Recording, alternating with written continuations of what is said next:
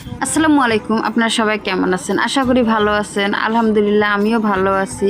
আজকে আমার মেয়ে বলতেছে আম্মু আমি আবার কেক বানাবো। এখন যেহেতু সে শিখছে এখন তার সবসময় বানাইতে ইচ্ছে করে।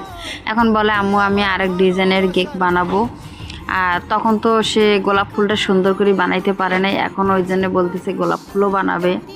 তা বাচ্চাদের যে যে কোনো ছেলে হোক মেয়ে হোক বাচ্চাদের যেটার প্রতি আগ্রহ সেটাই দিতে হয়।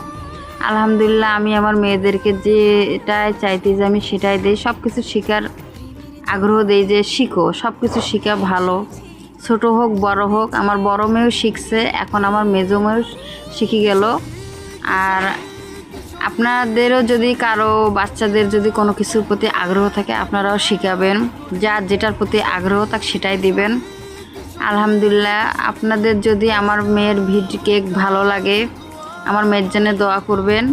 আর আমার যদি ভিডিওগুলো আপনাদের ভালো লাগে আমার ভিডিওতে লাইক কমেন্ট শেয়ার করেন। আল্লাহ হাফেজ।